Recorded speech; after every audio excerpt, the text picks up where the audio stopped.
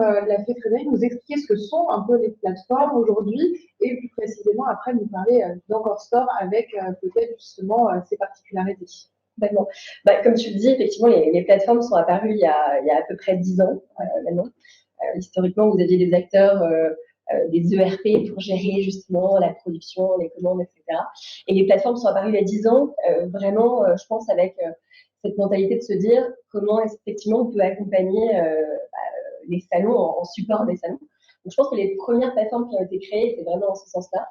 Comment est-ce qu'on peut créer des outils plus simples pour devenir un vrai système de gestion. Donc, comment est-ce qu'on peut centraliser la facturation? Comment est-ce qu'on peut avoir tous ces clients au même endroit? Comment est-ce que je peux avoir une boutique qui soit ouverte 24 heures sur 24 et 7 jours sur 7 qui, au lieu d'envoyer mon catalogue à chaque fois à toutes les boutiques qui me demandent.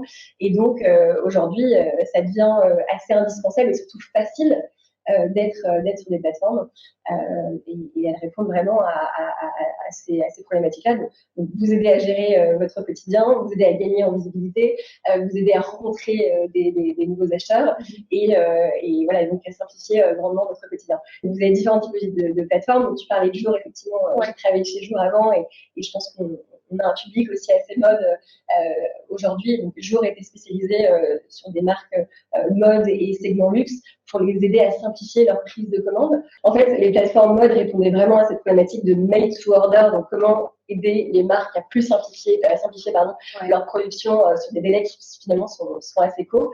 Et Encore Store, on est vraiment venu répondre à une problématique qui est très très simple finalement, c'est de se dire toutes les marques et commerçants indépendants aujourd'hui n'ont pas les outils qu'il faut pour en fait faire face aux géants du e-commerce. Et on s'adresse du coup à des catégories qui sont beaucoup plus variées. Sur Encore Store, vous touchez quel type de marque? Parce que là, du coup, par rapport à notre public aujourd'hui, donc on a forcément de la mode, chez nous, on est vraiment l'école des marques de manière générale. Et du coup, autant que ce soit de la décoration, de la bijouterie, de l'épicerie fine, etc. Est-ce que du coup, toutes ces marques ont leur place sur une plateforme comme Encore Store, par exemple? Oui, alors nous, on répond à donc, 5 catégories. On est présent sur 5 verticales. Donc, la mode, l'univers de l'enfant, tout ce qui est jouets, exactement. On a tout ce qui est épicerie, on est très présent en épicerie, le secteur de la maison et le secteur enfin de tout ce qui est accessoires. Donc accessoires, ça va être tout ce qui est mode, mais également jewelry, et on s'ouvre également à la stationery, tout ce qui est papeterie. On va bientôt ouvrir une verticale spécifique là-dessus.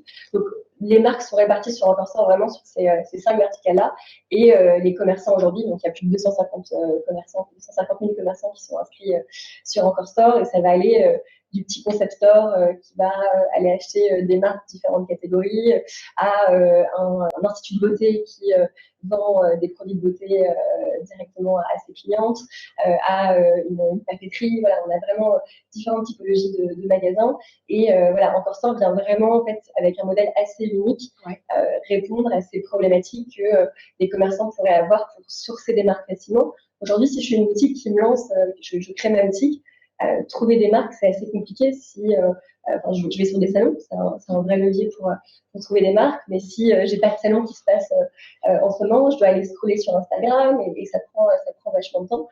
J'ai aussi une problématique de trésorerie. Donc en fait, je suis un commerçant, je dois débourser pas mal d'argent pour tester des marques, et donc nous on vient vraiment répondre à cette problématique-là.